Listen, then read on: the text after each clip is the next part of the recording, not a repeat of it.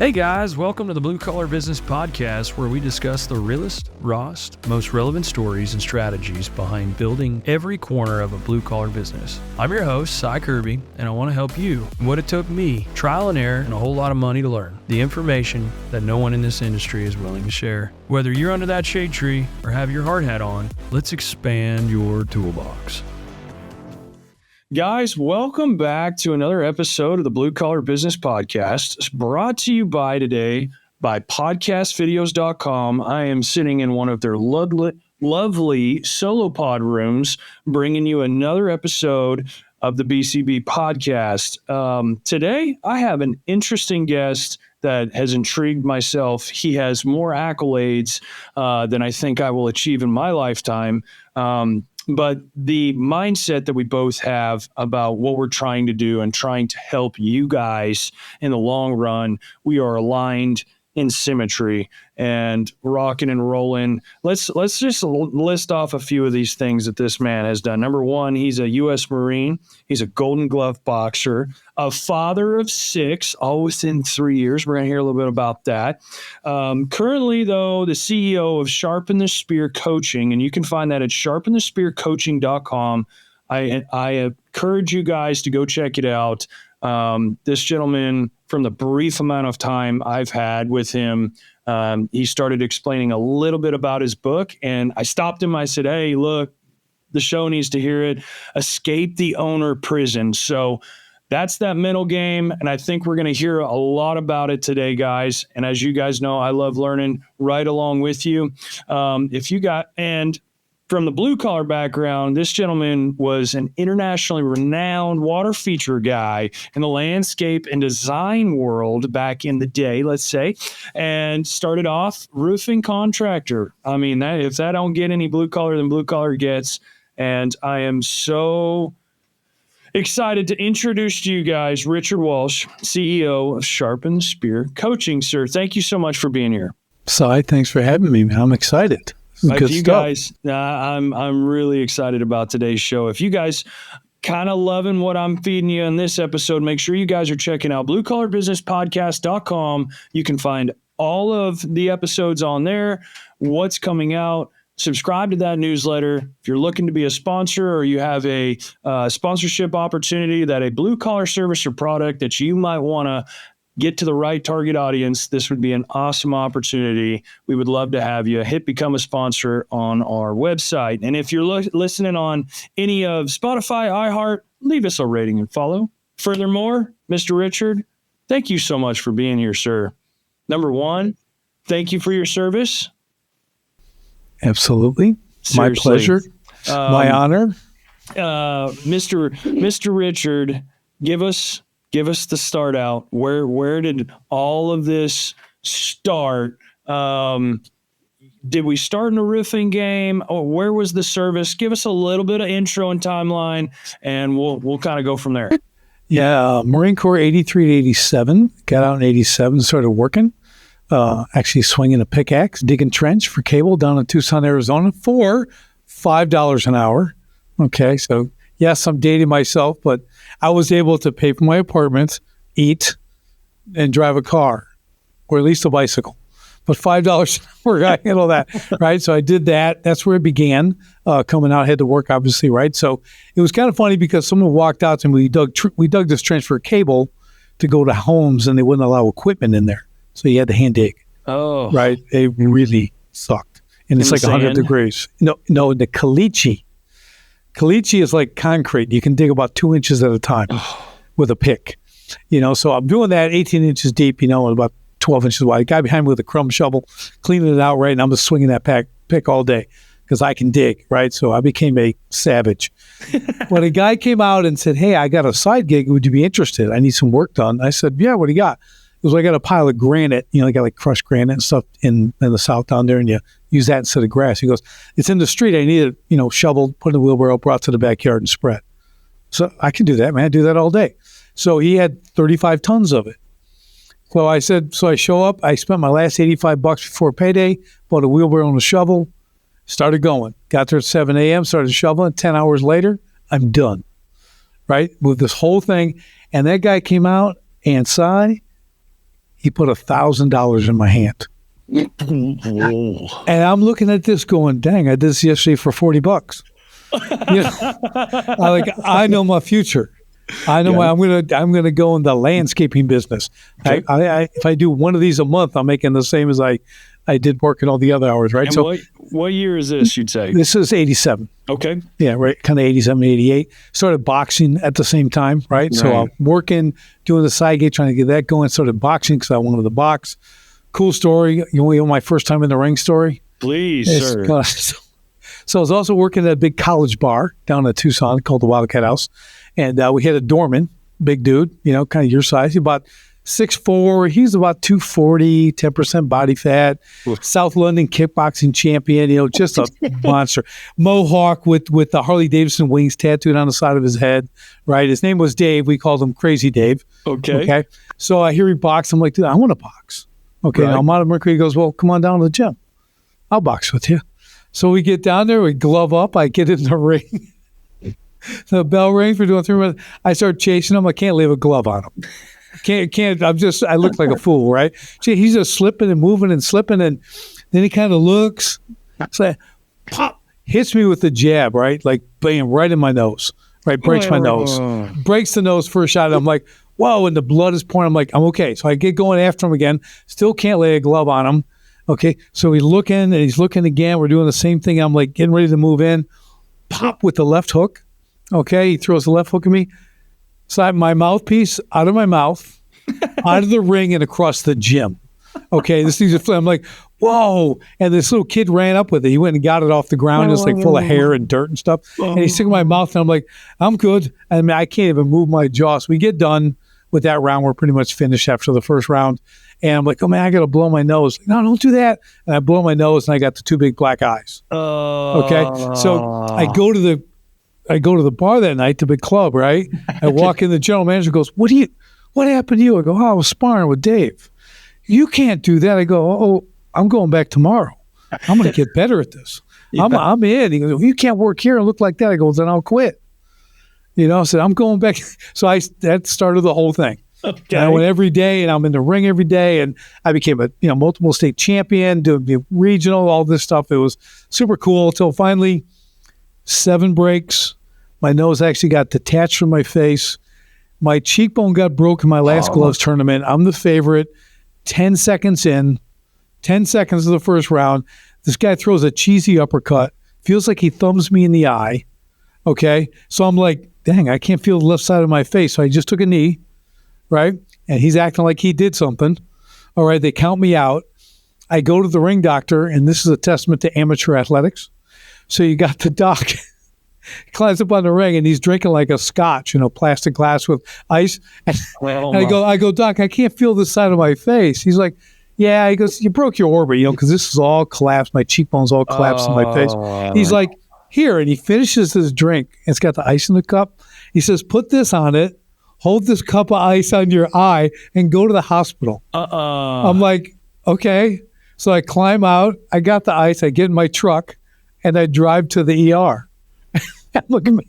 And this whole place was full. It was at this big resort. It was packed, all these tables. George Foreman was there and stuff. It was really cool, but so much for me, And that was the end of my boxing career.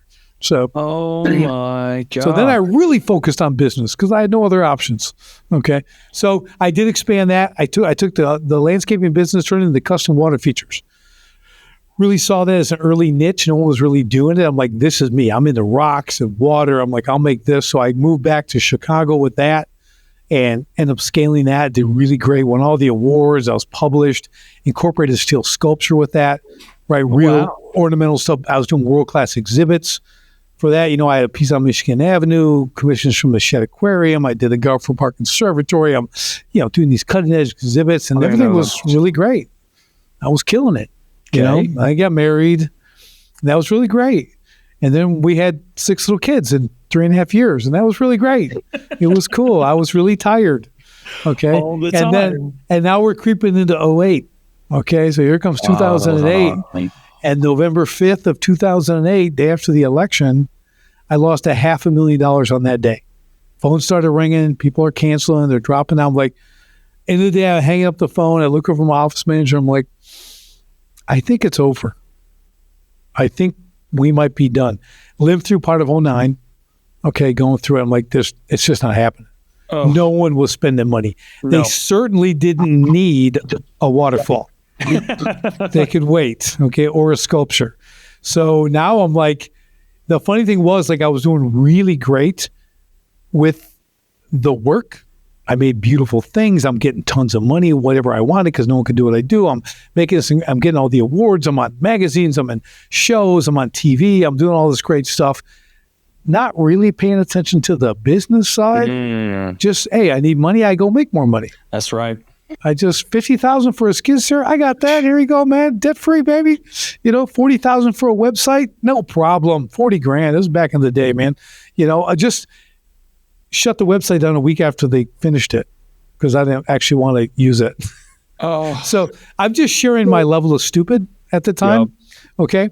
Had some brilliant clients, billionaire clients, super high-end guys offer me advice. You think I took it? Go out on a limb here and think if I took the advice. Of course I didn't. Of course. Right? Because what do they know about water features? Yep.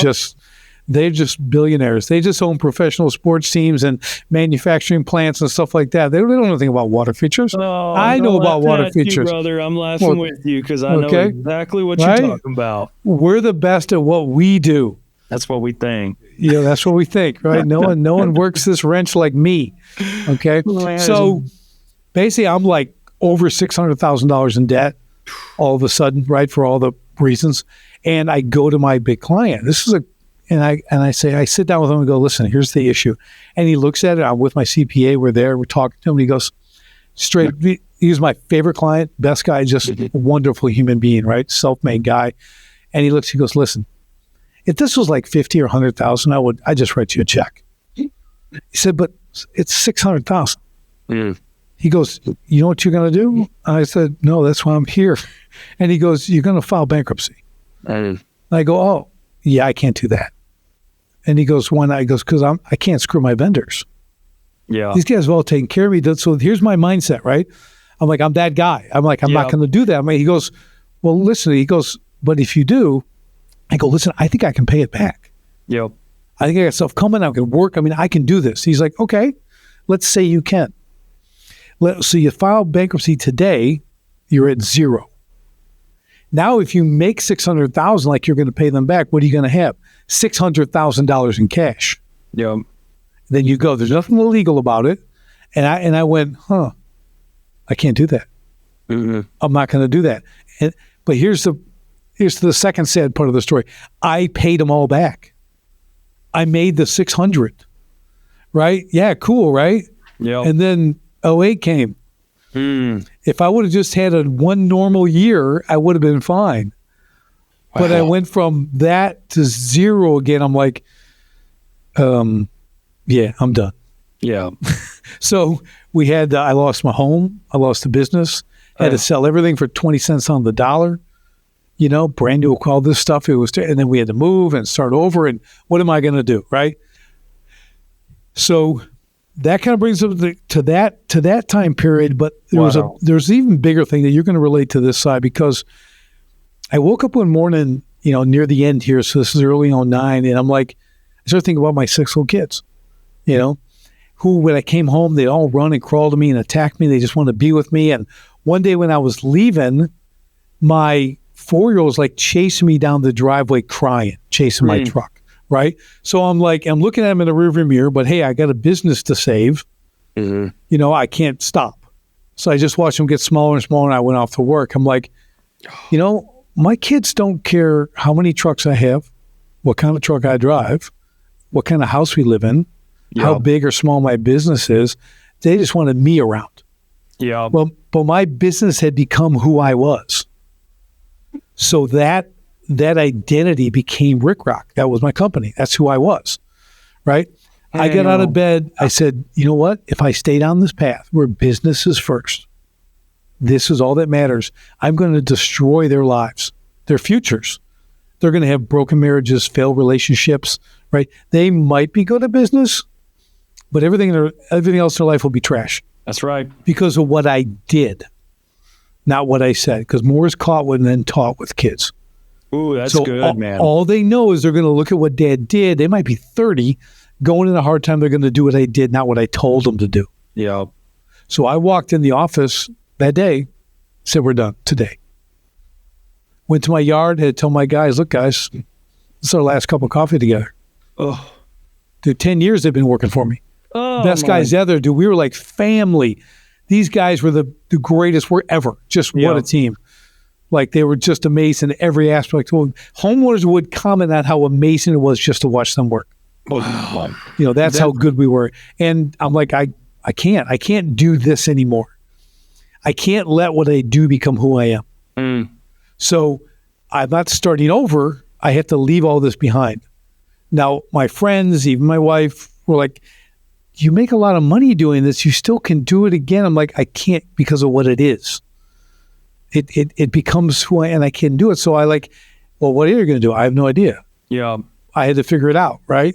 But so you chose them over the business. Yeah, I had to. I can recognize that 100%, bro. I struggled very hard in my first 5-6 years. Like, oh my God, I can relate to that. Yeah. And you figured it out, though. You made that choice. We talked about it off air, man. When you make that choice, I'm telling you, you'll never, because I do a lot of podcasts, right? And people say, well, what's your legacy? And I'm like, well, it's not business. They're like, it's not? They go, no, it's my children. They're who carry on the legacy. What I instill in them, how I teach them, how I train them, what we do, what I demonstrate, that's the legacy. Business, man, I can start business all day long, man. I've had 3. Working on my 4th. Yeah. So it's like, so what was I going to do? I said, well, you know what? I'm going to do something I love. I want to do something I really like to do, but I want control of my time. So I'm not owned by the business, right? So I wanted that. So I said, I love training people. I love fitness. I'm really good at it. I'm a boxer. I'm a black belt. I'm all this stuff, right? So I'll go be a trainer. So I went to an Anytime Fitness, and they needed a trainer, and I became a trainer. And a year later, guess who's trainer of the year? Me. Okay. So what does that make an entrepreneur do? Mm-hmm. Go open the gym. Yeah. So I opened a gym, boot camp style training, hired all Marines, dude. We're in blouse boots, dude, and the black shirts, hats and names, and it was awesome. I built a whole system for body weight exercise and like a belt progression thing, and did that for like 5 years. It was great, right? Scale that. But now I'm like, okay, this is fun. They're doing all the stuff. I'm pretty free. Let's get into contracting. Let's do roofing contracting. I kind of like this. I think I like it. Roofing, siding, windows. Launched that, did it again. It was really great, a lot of fun. Did the sub, made some good money. And then that's when I started talking to other business owners. Because like, well, how did you go from all that to nothing to this and back to here?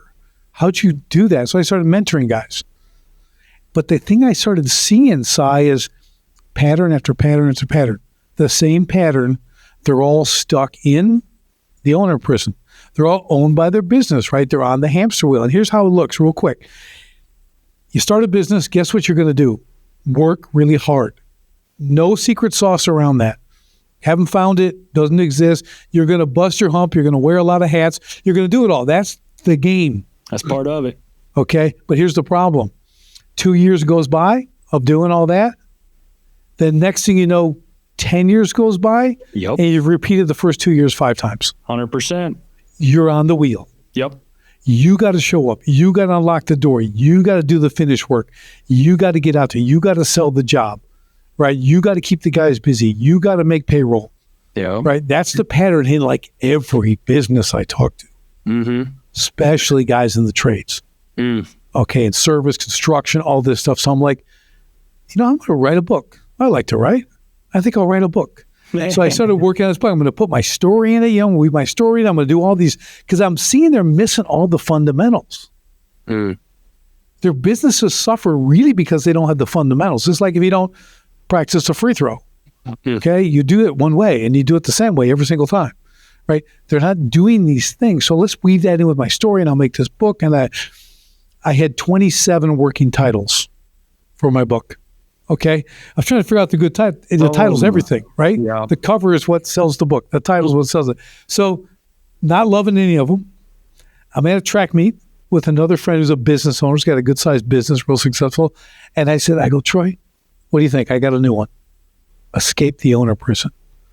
And he looks at me, and he goes, that resonates. I go, done. That's the name. So now it's Escape the Owner Prison. That was hard enough. Now I have to come up with a subtitle, which is even harder. But I came up with the Contractors' New Way to Scale, Regain Control, and Fast Track Growth While Loving Life. Wow. It's a beautiful thing. And I'm like, this is what I want. This is it. So That's I wrote what it. Contractors want. That's it, right? We all do, right? Yep. So published it. It became a bestseller in like 10 categories on Amazon. Really cool. So I got all that. And I built an academy around it to coach people. I'm like, mentoring's fun, but that's free. Yeah. Coaching, coaches get paid. Yeah. So I'm an entrepreneur. I need to get paid. Okay. Come on back. So you need some skin in the game. You're going to improve. You're going to pay. So that started going, then went through a few iterations. And now we're at Sharpen the Spirit Coaching the last couple of years. Really growing, just helping people in great ways, helping them recover lost profits they didn't even know were missing, right? Really getting into how to keep your money, how to run your business, how to create that freedom, that quality of life you got in the business for. Like, you're making more money. Don't get me wrong. Most guys get in and make a little more money, but they never reach the freedom level, right? They can't not go to work.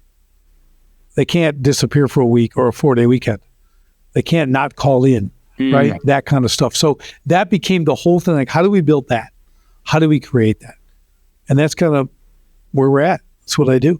Man, what a story, my guy. Condensed version. I know there's probably plenty, but I want to jump on something you said. It's funny. This is like the third or fourth episode that we have talked about legacy, and something resonated with me. I saw on LinkedIn a couple months ago, almost changed my life. And it's, I had the same concept of legacy. It's like, this business, everything's just, I've got to leave something behind. And this is what they're going to, and always concerned with this legacy. And I'm like, I read this post and it was, legacy is not what you leave behind. It's what you leave behind in people. And I'm like, oh, that's for my kids. Number one, that's for my team, my leadership, like, everybody that's helped me get to where I'm at, mentored, like I want to be able to, instill my little piece of legacy in their life. Like that's your purpose. And to hear the amount of people, talking about your team, the 10 guys standing there, dude, the pit in my stomach when you're sitting there talking about that, because it wasn't too long ago that I was weighing the same kind of, as we went through, thank God it's not as bad as '08, but the same economic decisions of, oh my God, what are we going to do? Because I'll tell myself, and I tell myself constantly on the show, man, my focus was exactly like you are in the water feature business. And don't get me wrong, I'm still young. I'm figuring this out, and education is expensive, but experience is priceless. And you're going to learn with your own money by making mistakes. And if you're in the underground game or you're trying to move water or anything in the skilled trades, is usually, you put the outlet in the wrong spot or, whatever the case may be. It's never inexpensive or cost effective with your time or your money. And you've got to make that customer happy, but that legacy piece. But the owner mindset, man, is... You're talking about working within the business, and I think a lot of guys get confused with working in the business and working on the business, and there is two different categories. And yes, there is times that you have to work within the business, but trying to figure out your free time for your kids. Or just like you were saying, take a 4-day vacation, like a weekend, just a long weekend. I can relate to that so hard. I would stress, Richard. I would stress so freaking hard for a month because I know my wife wanted to take Thursday, Friday and go camping in July. And why should she have to feel like she's ripping her husband away? And I don't want her to feel like that. You know what I mean? Nor do I want my kids to feel like that. But when I'm there, I want to be prepared enough that I feel like I can set it aside, but I'm always wearing too many dang hats because I haven't figured. Anyways, it's this hamster wheel, just like you said, dude. And you climb on this hamster wheel and you just keep going. Oh, I can do this and this will fix that. And I can do that and it'll fix this. but you don't ever grab the concept of, hey man, you're standing in your own way. Start asking for a little bit of help, either from a coach like yourself or a fractional project management lady or whatever it may be. But we just automatically just think, oh, I can do it, or I can do it. You're the business owner. Well, yes, you can do it, but do you need to be doing it for the business, for you, your freaking time, your time with your family? And that leads us to like the perfect first point. And who better to hear from than yourself? But what do you think the real reason that business is robbing these guys of the free time, but also showing little profit in the bank account, just like the hamster wheel I've lived in for so many years?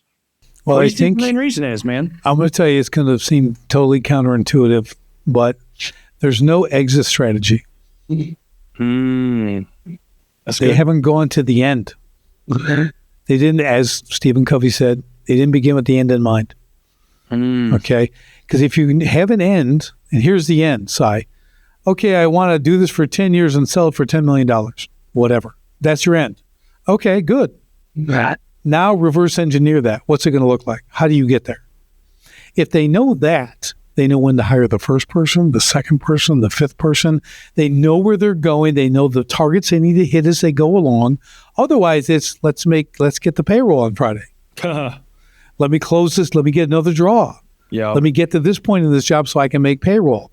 Let me get this. Let's get a new job so I can pay for the last job. That's right. Okay, because let's be honest, we've all been there, right? Yep. Man, I got to close a deal and get a deposit check so I can pay for the last job. Yep. You know what I mean? So 100%. which works until it doesn't, right? Till you have one bad month, and then you're done. You're finished, right? So, right, exactly. Then you're done. But yeah, it's really that. And when you understand where you're going, now you can forecast. Now you can really understand what you need and where you need it and when you need it, right? It's a critical element, because here's your goal. To just piggyback on this, is my goal with clients is to get to the point where they're focused on the 5% of the business only they can do. Okay? Because there are things that only you can do. You're the visionary. Yeah. You know where you want to go. You know how much you want. You know all this stuff. Only you can make those decisions and steer this ship. Yes. Right? 5%. That means 95% of your business is self-running by others, with systems, with processes, everything else. So I'll take it to the next step. You're at the end. You're negotiating your $10 million. It's been 10 years. Here comes Si in to buy your business. Okay? You're a really good negotiator. You actually get 10.5. Okay? Si pays. He's a sucker. He pays. He writes the check for 10.5, right? You shake Si's hand. Si's in, you're out. Nobody knows the business sold. Because that's how well your business runs. That's a business that someone's going to pay 10.5 for. They don't have to do anything. Now, they grab market share. That's worth it, right? There's an investment in the future. They can tweak it and change it. But if you're not operating now to build that, even if you don't sell it, you're going to have a business that operates like that. And that's where your freedom comes from, right? Excuse me. That's where you're going to get the time with the family. Yeah. Remember, money's replenishable. You can always make more money. Money is a tool to buy time. That's right. Time you can't. That's right. In your kid's first soccer game, you got a son or a daughter, first soccer game, scores their first goal, gets the breakaway, scores the first goal, and you're swinging a hammer on the job site because, someone didn't show up and you got to have this done today to get a draw. You never get that back. When your kid scores, turns, looks in the stands for you. Yeah. What's that worth? Yeah. Was that worth that? No. Was that worth that poor planning and inability to finish the job, not having the money, not being, And I'm not trying to be a jerk here, because we've all done this. You're being real, brother. But it's like, I don't want to miss that. Your child will never forget that. Mm-hmm. Ever. No, man. And if that's only the beginning, imagine if you don't get this fixed. Now it's the recital. It's the weekend. I had a client's wife talk to me about 4 months ago. I've been working on for a few years, remodeler. And she goes, Richard, I never thought this could happen. 8 years he's been in business. We just spent a week at the beach with all 5 kids. He was never on the phone. Wow. He totally present. Totally present. This is amazing. And I'm like, that's why I do what I do. Yeah. Man. I saved a family. We're saving family, Si. That's what we do. We help people with this stuff. And that's the ultimate goal, man. And you've hit a couple hammer and nails together here because you figured out that, number one, there's a need for, especially in the skilled trade and blue collar world. Why do these guys start these reoccurring businesses from 1 to 3 years? Because they don't know how to get out of the 3-year mark and survive. Something happens, whatever it may be. But everybody, just like the experiences I've had, hey, you're here and you need to be here, man. So when you get here, let us know. Nobody's connecting those dots. Nobody's putting a stairway or drawing a highway to get you there. They don't even... They're not even willing to help. Most guys in the contractor side and competition, they ain't even willing to tell you about what works. They might be grabbing this year, or they're not going to let you know how they got here business wise. Or and I receive a lot of hate for that, but locally for sure. But I wanted to come back to 2 things that you just said: no exit strategy, which is deranged from a plan, which is deranged from goals. You got to know where you're going. And I'm talking to myself here because I can't tell you, and these 2 points kind of coincide here. It wasn't that long ago that I'm sitting here going, man, I haven't dreamed or got any vision, and I'm starting to lose focus of the dream. Anytime that the top stops visionarying or dreaming, there is alarm bells that should be going off in everybody's world. That guy's either overworked or he's not getting enough time wherever he needs it, etc. But that can't happen. If he stops dreaming, everything's going down the tubes. And trust me, I lived it. But from that point and moment, I sat with my wife and I'm like, look, I was begging her, hey, give me what your goals are for this year. I turned around just this last year. I sent it out to my entire leadership team. Hey, I want to know your personal goals. I want to know your professional goals. I want to know where you want to be in the business in a year. I want to know where you want to be with your home family. 15. And I paid my guys off for 2 weeks from Christmas to New Year's, kind of in that time frame. Cities are never open. They're taking vacation. So and they kind of razzed me a little bit. Oh, you give us 2 weeks off and then you give us an essay to write, eh? It's like being back in school. But I can't tell you what that did for me, Richard, is this year I'm moving more now I understand the freaking importance of having small goals, small plans, and detailed plans, direct plans to get to this big picture that you're trying to get, which is, like you're saying, that exit strategy, the end mark. What is that end mark? Sir, I have no idea what it is for SciCon. Now, don't get me wrong. I've got some different variations that I've now planned, put in place, and we're moving towards.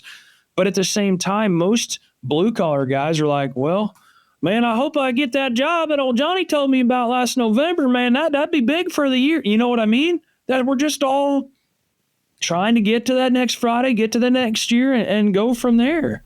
So yeah, really important, and you're 100% spot on with exactly what you said. The goals are important, right? I've even broke it down. We've changed the name of them to targets. Hey, I like that. Because you don't hit a goal, you hit a target. And it's got that little red dot in the middle, and that's what we're going for. So that gives us something, and they're shorter range, right? Hey. Targets are going to be at a shorter range. Goals are that's the 2-mile shot, where you got to take into the rotation of the earth to compensate for the bullet drop. And right, those are really hard to get. Yeah. So, but a target that's 50 yards out, 20 yards out, 100 yards out, I can hit those all day. That's right. Right? With both eyes.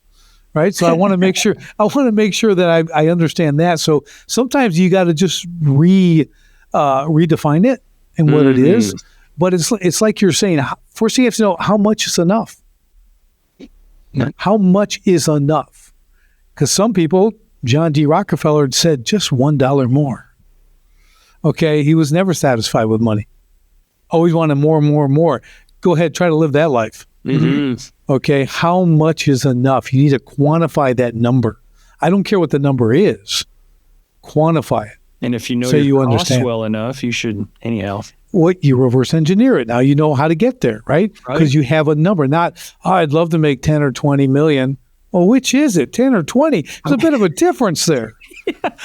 Okay. And that's like there's years in between there probably, right? Yeah. And so if you want to get out in 10, 20 might not be the thing, or maybe it is. But I'm just saying. So it's you're exactly right. It's really important that we really understand as technicians, as craftsmen, as people who are good at what they literally do, and can do it better than the guy they're working for, and that's why they started a business. Okay, we have to understand the sooner we do, the better, that we can't be doing the work. I don't care how good you can bend sheet metal. I don't care how good you can weld. Okay, we can't do it. We have to work on the business. And where are you going to do that? College ain't going to teach you. Nope. You're not going to take classes on it. Who's going to do it? Guys like us. Yep. Who coach. And I call it time compression. I will put 10 years into one. I will save you 10 years of costly mistakes, bad decisions, and possible complete business failure. Because I've been there. Yep. I did the failure for you. I failed for you. Now you don't have to. Because I can tell you exactly what you're doing and why you're going to fail. Isn't it and funny? If you'll just do this and you're good. Isn't it funny, Richard, that guys like myself and yourself, we hear these comments of, oh, they're trying to be more podcast influencers than they are businessmen. And I'm like, I've heard that comment a couple times. And I'm like, guys, if you've obviously never listened to the show, the only reason I sit in front of this microphone and bring people like yourself is because there's not hardly any resources. And I'm going to sit here and discuss what I've done wrong and my failures because I don't want them to freaking do it and have to live through the pain and agony and miss those moments with my kids and not prioritize. And as sooner you figure it out, the sooner profitability stacks, the sooner your life equals to financial freedom. And we're going to get to that. But real quick, guys, if you've been loving this, there's 25 plus episodes now at bluecollarbusinesspodcast.com. You can watch or listen directly from the website right there. But Mr. Richard, before we go any too far here, I don't want to go too far. We've been hitting around about these processes and procedures and, balancing hiring to when to hire. And we've already talked about a little bit about the plan and targets of where we're trying to go with this said thing. But talk about some of the maybe 1, 2, 3 pointer keys of what do you see your common, I guess, coaching member runs into, or folks like myself that you see that are making the same mistakes and you just want to grab them and you're like, dude, just put this in place. I know it's not important to you. I know you think the next job is important, but without this, you're hosed. So here's what it is. Okay. And I'm going to talk about, we're going to hire someone, right? I need help. I'm busy. I'm doing 10 estimates. I need help. I'm going to hire a guy. I got a guy. He said he's done this stuff. Okay, put him on the job site. Have him work. He's done stuff. Okay, tell him what to do for the day, and he kind of does it, or he doesn't do it, and he doesn't know what he's doing. And you get all ticked off, and 2 weeks later, this guy's a clown, and you fire him. Yep. Okay, and you got to start over again and get someone else. And I'm going to explain why this happens. And I'm going to tell you how to fix it. Okay? He didn't fail. You failed. Yep. Okay, now we get that. I'm a big, starts at the top. I was just talking to a CEO of a company. They just built a $400 million expansion. Oh, my gosh. Okay. He's a personal investor in this stuff. The CEO, and I'm going to whisper, he shouldn't be the CEO. Okay. He should be watching his money. Okay. Yeah. Ain't nothing happening there. Right. Yeah. But here's what these guys are having. You come on the jobs. I don't care what level you are, skilled worker. I don't care if you're pushing a broom. Yeah. You're taking out the trash. Here, you got to do this. There's 3 categories. When you hire someone, you have their position. Okay, right? That's who they are. Office manager, trim carpenter, plumber, whatever he's finisher, whatever it is, right? Okay, good. That's the position. Title. Yeah. Doesn't really have a lot of relevancy. Okay, but there it is. The next thing is what they do. It's called job functions. You need to lay out every job function they're responsible for. And I don't care if it's every third Wednesday for 10 minutes, they got to submit a report. Yep. That's a job function. It could be 13, could be 37 things. That's what they do. Very specifically, this is what you do. The next column is how you do it. Okay? Here's how you do each of these functions. Now, there's a third column that everybody leaves out. And that's the training of the how. Okay? How do you train you? Because everyone's not going to know all your job functions. They may have done 7 of the 10, right, 12 of the 20, but they don't know them all. They don't know the SCI way of doing it. Yeah. Okay? Everyone's done, well, I do that all the time. Well, not like I do it because I'm the best. Right. Okay? I'm the best, right? Just ask me. I'm the best. So I must do it differently. So you're going to do it my way. Okay? Which is fine. So well, we got to build it out for them to follow, and you have to train them in your way. Because what they want to do, this is what no one wants. You know what no one wants? No one wants a mystery job. No one wants to show up and not know what's going to happen. Right. But they live with that all the time. Yep. You know, they create their own chaos. But no one wants it. If I'm the sales guy, I'm an A player. I close deals, and I come to your company, and you're like, yeah, I need a sales man. So why don't you build out a sales system? I don't know, whatever you use in your other, can you do that here and do this? I'm going to go, yeah, I'm out. Yeah. All I want to do is come and I want to close deals. Yeah. I want you to drop me in the system, give me a ball, and say, there's the goalpost. And I can run for the goalpost. But if I got to come in and deal with so-and-so and this person, you don't have a system, you don't have a product list, you don't have anything, I can't succeed. Why would any A player come to a hot mess like that? They're not gonna. But once you build it out, get it done, you can drop that great A player in and he's going to make you money. Yep. He's going to close deals. He's going to feed his family. He's going to feed your family. Everybody's going to be happy. That goes for every position in the company. It's hard work that guys don't want to do because they're busy out working, right? And they don't have time to build that, which, again, back to coaching is a great place when you bring someone in who can build it out with your team. If you have someone in the sales position, you bring someone in to build it out around them. It doesn't mean it's focused on them, but we build it so now they can work within a system. Your office manager, same thing, right? Your suppliers, whatever that looks like, everything needs a system and a process. It needs to be able to function without you. Dude, I got to jump on a few points here because, man, you are like talking about me right now because 2-3 years ago, I'm like concentrating on this and this and this and this and this. And I'm just expecting everybody around me to understand my point of view. And this is how we've always done it. Duh, just get on board. And always looking through this owner lens and never looking through the employee lens. And they want to help owner lens through the employee lens, but you've got to lay some connecting dots for them to follow. And job descriptions and titles and positions, they're important, like job descriptions of what this person is setting up day one. What's he going to do?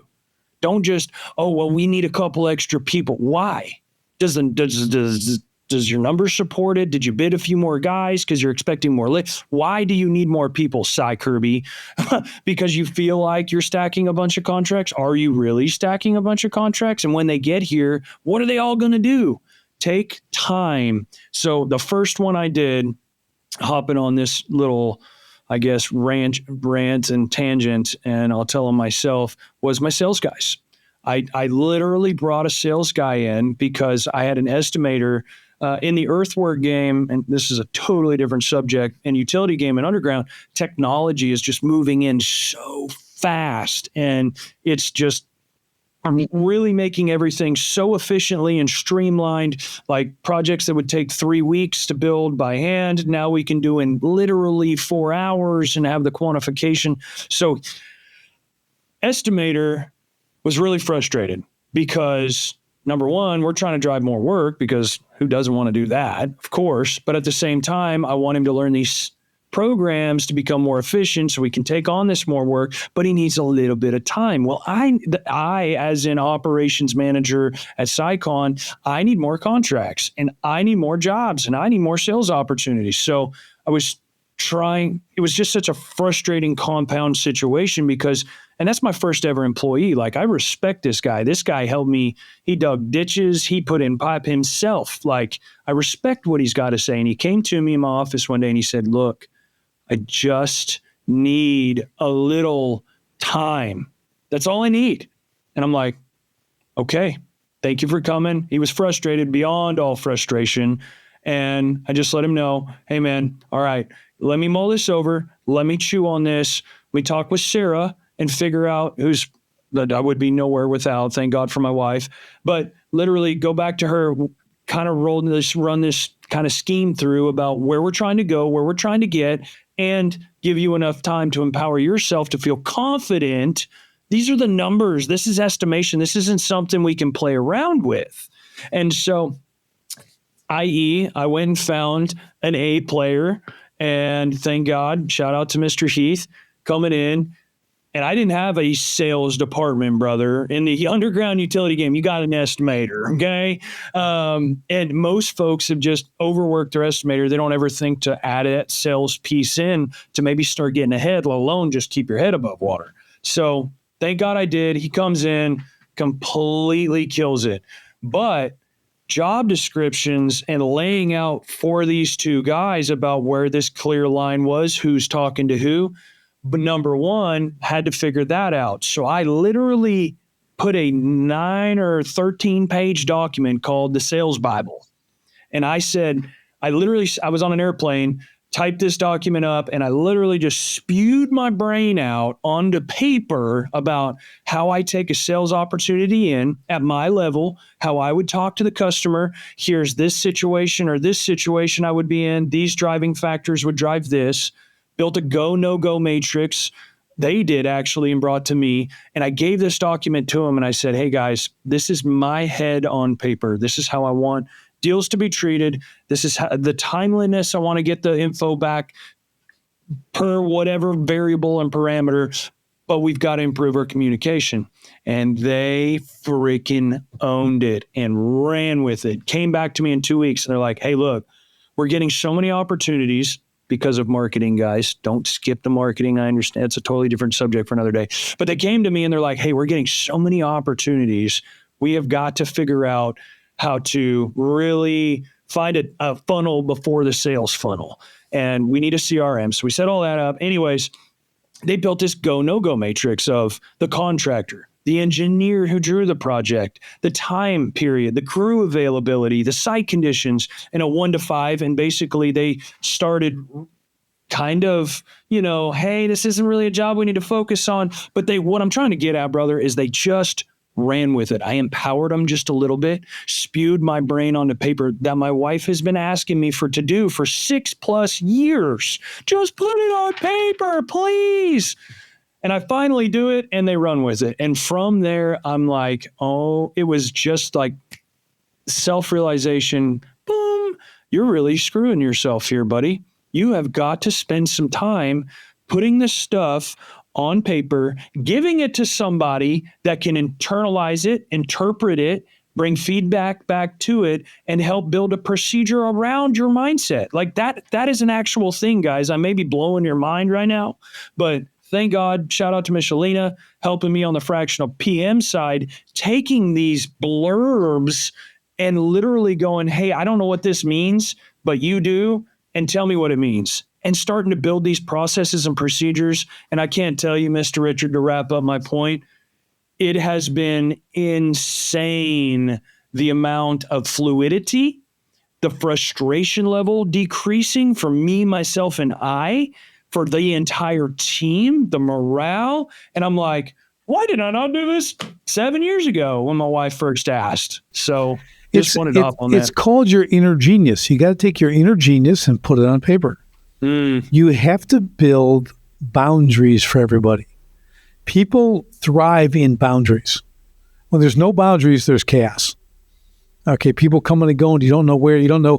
It's does red mean stop and green mean go? That's pretty universal, right? Yep. If you got to make up, I think red means go today, and I'm gonna go. You're probably gonna die or kill someone, right? You have boundaries, you have standards, you have this is how we operate so that everyone can thrive in those positions. Now you got to build them out, like you said, drop it and give it to them so they understand.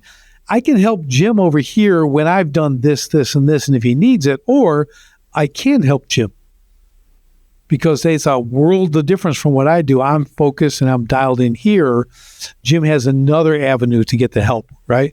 There's processes, there's troubleshooting, there's all this stuff I built out. And it sounds right now, people are going, are you kidding me? I've got like 13 people and I got to, one at a time. Yep. It's the elephant. It's one bite at a time. And in 6 months to a year, everything is systemized. No one is coming in your office asking you what to do, what about this? How do I do this? What do you want me to say to this person? It's not 10 hours a day of that. It's like, why is it so quiet out there? That's because they're doing stuff, right? They're doing what you taught them to do to get this stuff finished. And how you did it before, whether it's right or wrong. And I think, you know what, let me touch on something real quick. I think we have such a pride about us too, as especially younger entrepreneurs. Like, oh, look at all the stuff I've got. And you start to get to a point and you build this pride about you. And the good Lord humbled me about 3 or 4 years ago and struck me down on my knees and made me realize, like, hey, dude, you ain't all that in a bag of chips until you start supporting these people. And you got to set that pride aside and when you start bringing people in, you're like, I don't want to bring anybody in. I don't want to see my books, see what I've got going on. Like, it's mine. Like, well, if that's how you want to be, that's totally fine. But if you're living in insane frustration, if you don't bring somebody in that has a better knowledge point or maybe a totally different third bias perspective on your situation that's probably been there or seen the situation similar to yours, you're not the only one out there barely making it to payroll, barely trying to pay the insurance or the machine note or calling the banker to push the note back. That's all of us, guys. But knowing how to get yourself off the hamster wheel is exactly what we're talking about today while you're growing your business to the target that we're talking about. But these are the most vital. And training, the other thing I was going to hop, all these points that you're talking about, man, I'm super passionate about because I'm literally going through them right now and seeing the payoff of and the real results, because the training of it, you're like, oh my God, this is going to take forever and I could just do it myself. Well, guess what? You're going to do it yourself next month. And then you're going to do it again next month. And then you're going to do it in 6 months. And when your son's got that baseball game, that report's got to be out tomorrow. And you're the only one that freaking does it because you didn't want to take the time and train somebody. Now, I get it, guys. You guys are sitting there, training is so expensive. Well, if you don't ever create a system to get those people retained, especially this younger generation, guys, this is a whole different new ball game to try and retain one of those guys or make them excel. It's going to be even more expensive because you never retain anybody and you're always constantly training. I tell them, they don't need a ride along. Mm-hmm. Sales ride along is like, what an unbelievable waste of time. You know how it is? Oh, ride around with me for a couple of weeks. I'm the owner. I'll show you how to sell, how I close, Yeah, I close like 90%. I'm like, no, you don't. Oh, my God. They all think I close like 90%. I go, do you do 2 estimates a month? Yeah, come on. What are you talking 90%? No one does that. Come work for me. Okay. So, but at the same time, I'm like, here's the sales presentation. Here's the sales system. Here's the training and video. Here's me doing like my roofing. Here's me doing the presentation to Mr. Jones. Watch the video. Yep. Here's the transcript. You can memorize. Yeah, I do good, better, best. I walk them through this. I say this. See how I say, would it make sense to choose colors on the install date? Did I ask him if he wants to do the job? No. I said, would it make sense? And when he says yes, we do the deal. When he says no, I said, well, what would make sense? And we continue the conversation. Okay, I don't need a ride-along to teach that. I need a script. I need him to watch it on video and how I go through the process, how I use Eagle View, how I bring this stuff in here. And I did all this. They can watch that whenever they want. Yep. Not when they're in the truck with me, burning up my time when I should be running the business. That's right. So we create these. It's a done-for-you sales presentation. Your brand, all your stuff's in there. In a week, listen, I take a guy's, the only thing he knows about a roof is it's on top of a house. That's right. That's the extent of his knowledge, right? But there's like 7 things to a roof. Yep. Okay. I can teach them in 7 days, go out and close deals, and they'll think, the customer, they've been closing deals for years in roofing. Right. Okay. That's all. This is not rocket science, but I took the time to build it. Then I have a warm-up process, right? If they call me today, I don't go out there tomorrow. Right. It's 4 days minimum because they're going to get confirmation email. They're going to get, here's my business license email. Here's a content email. Here's a reminder of the appointment. Here's a confirmation again. Hey, here's a phone call. I go knock on the door 4 or 5 days later. They have 7 or 8 touches with my company. Yep. Now they're a warm lead. They went from cold paid lead to warm lead at least. Now I got an in. Then I can continue the conversation from there. Right. So we build these little things. It's a system. Yeah. Everybody operates in the system because it increases their probability of success. That's your job as an owner. Yes. Increase the probability of success for everyone on your team. That's your focus. That's your 5%. Yeah. For now. Build that out. How do you help them win every single day? What does success look like today, on the week, on the month, on the quarter, on the year? Can they all tell you in their position what success looks like? On the day, on the week, on the month, on the quarter, on the year. And if they can, guess what they're going to do? They're going to win every day. Every single day. Because they know, and guess who gets the win after that? You do. You bet. The profit goes boom. And it compounds, man. Oh, it's huge. It's huge. I haven't got to that point yet, Richard. I'm waiting on the compound of profitability. The ventures that we've got going. We'll do a call. I'll show you how to do it. All right, bet, brother. Well, I'll show you that in less than 3 minutes, man. 3 minutes, I can show you, boom, you'll be astounded. I will show you how to double your profits in less than 3 minutes. Wow. I'm talking whatever it is. Well, incremental stuff. If anybody's listening and want to call your bluff, I'm assuming they can go over to sharpenthespiritcoaching.com. Sharpenthespiritcoaching.com. It's a beautiful place.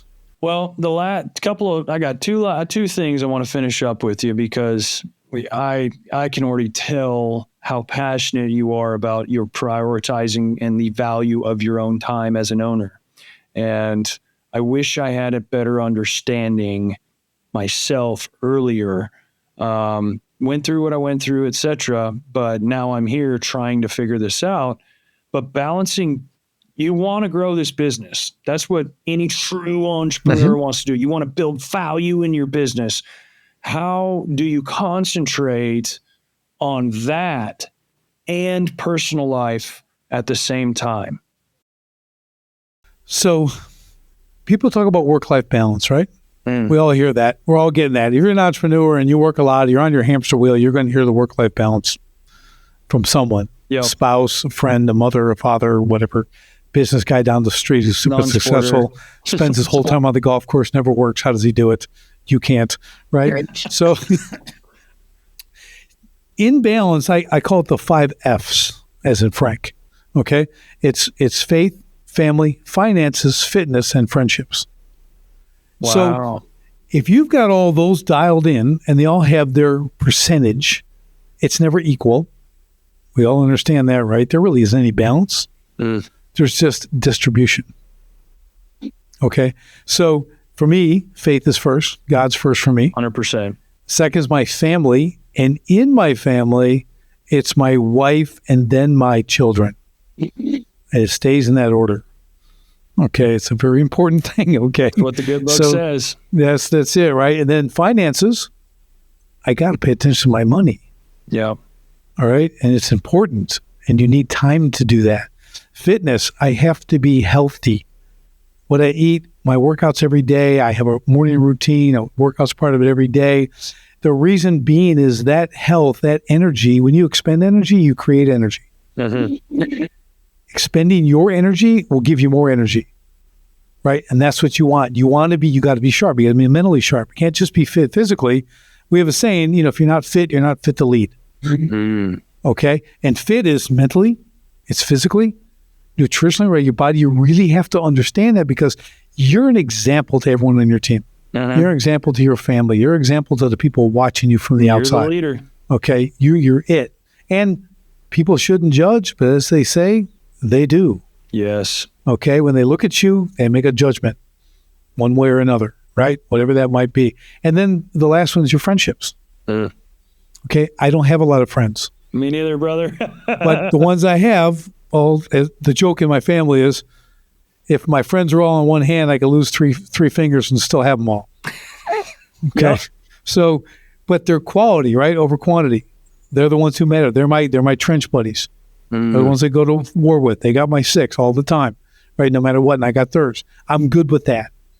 Perfectly content with not a lot of friends. Yep. All right. Because the ones I have matter. But I get to choose them. And like anything else, like your money, like your friends, like your spouse, anything you don't pay attention to is going to disappear.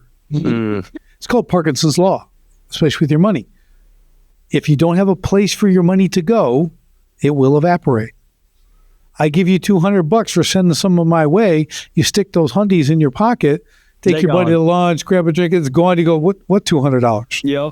You don't even know what you spent it on or who it came from, right? So that's my point. But that balance if your business is a hot mess, you don't get the 5 Fs.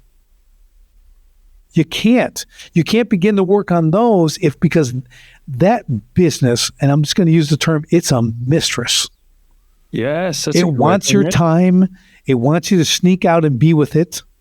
Okay. It wants you to stay there. It will hold on to you no matter what.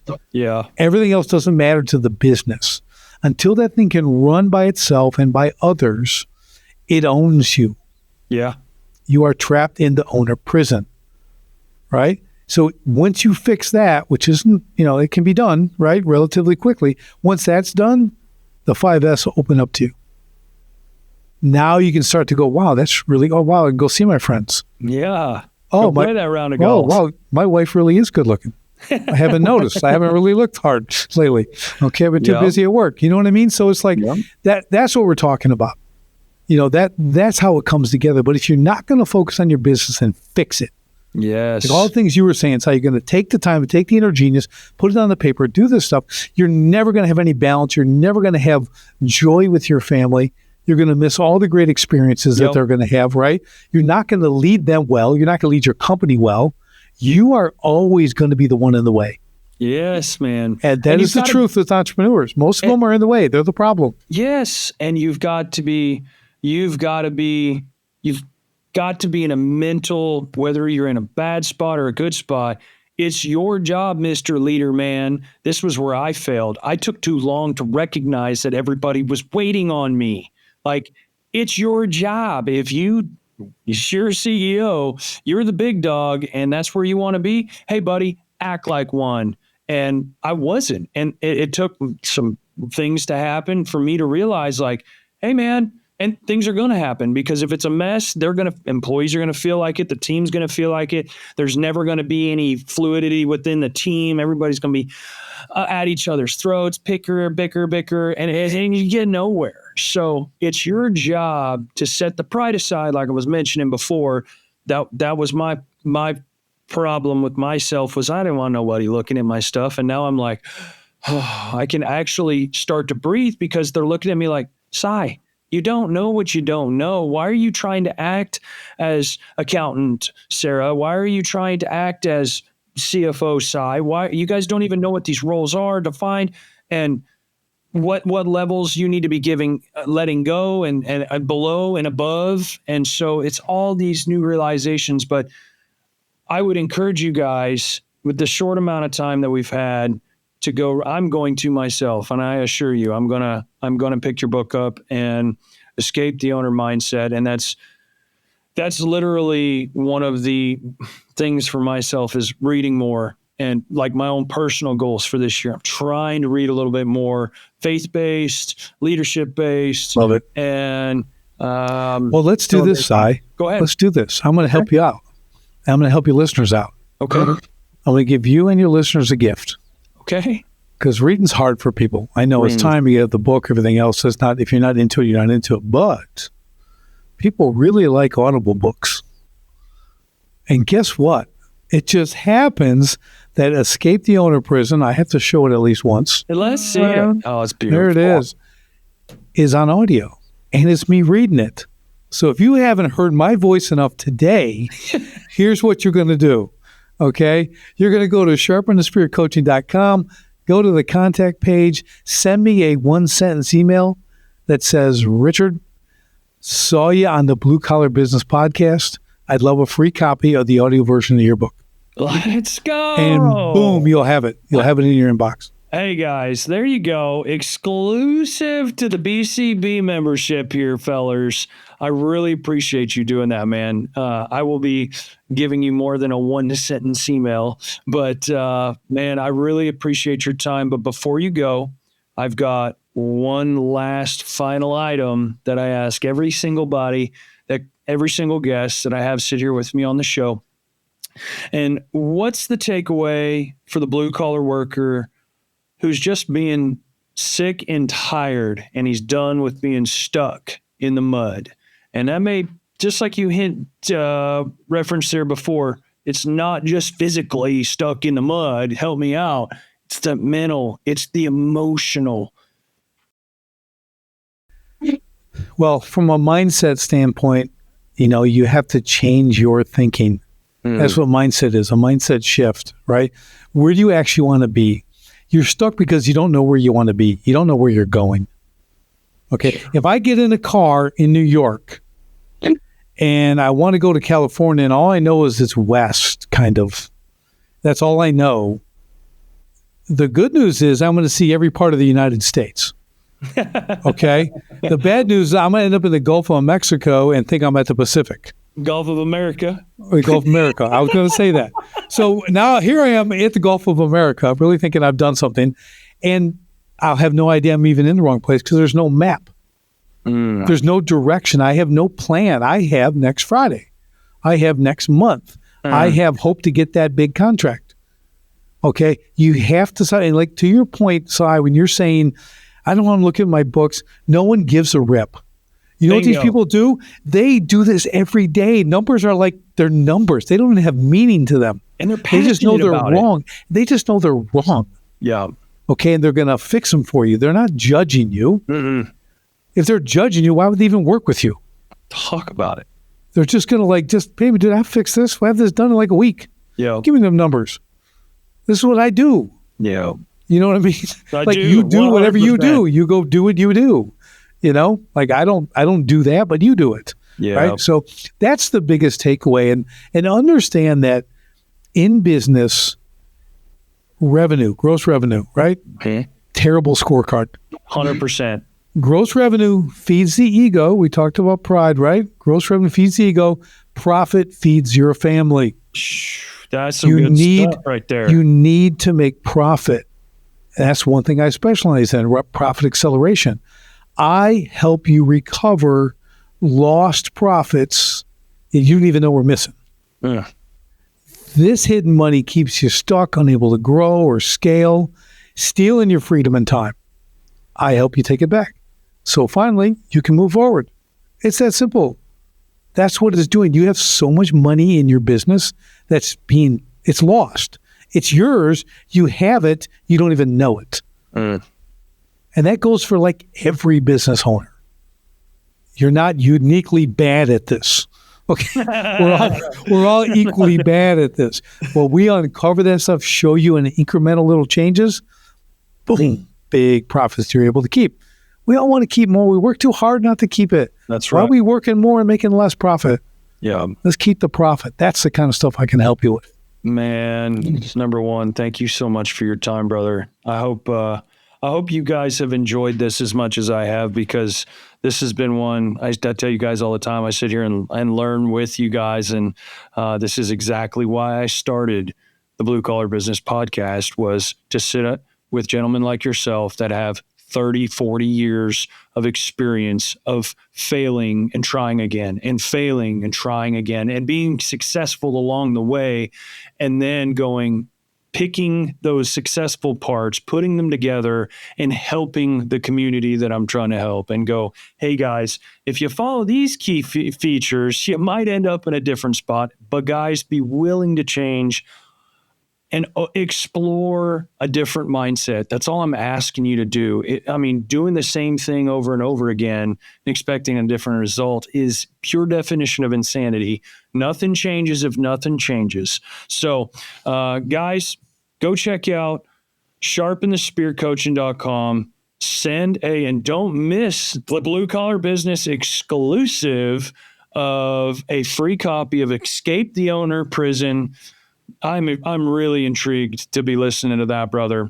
The final thoughts of today, you've literally got a few things. You can see it on my face, mulling around in my head. And I just appreciate the conversation that this audience gets to listen to, because it's these types of high level overview that they don't get more of. And yes, there are influencers you can watch, and they hint around about this stuff, but there's not many just diving to the root of the problem and discussing these real and raw issues that are going to help navigate these guys to success and profitability, including myself.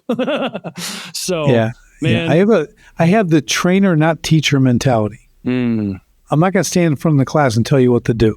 Can't do that. I'm going to say, get in your face and bust out 25, and I'm going to start with you to make sure you're doing it right. I'll be doing the push-ups with you, right? That's the trainer mentality. We have real-world stuff that gets results. That's what it's about. I don't want to talk about all the foo-foo, whatever. It's about getting things done. When we take action, imperfect action, that's when you're going to reach success very, very quickly, because you're making forward momentum. You just dropping the mic with an extra knowledge bomb there for the final wrap up. Sure. Guys, go check out bluecollarbusinesspodcast.com if you haven't before. Subscribe to the newsletter there so you get an email when we drop every single week on Wednesdays on the website and all of your streaming platforms. Look forward to hearing from you guys again. Thank you for the several emails I've received here as of late. To you loyal guys that are listening to every single episode, I've seen a couple of your emails, and I just wanted to take the time and say thank you. I'm getting to see those results of helping and finding value. You're finding value in what I'm doing here, and that's exactly what drives me and makes me more passionate to meet folks like Mr. Richard. Again, thank you so much for your time. And I look forward to talking to you again, brother. I think we're going to see you again on this show. I think this episode is going to help a lot of guys switch it up here. And that's all it takes to get going in a different direction. So, guys, until next time, y'all be safe, be kind, and be humble.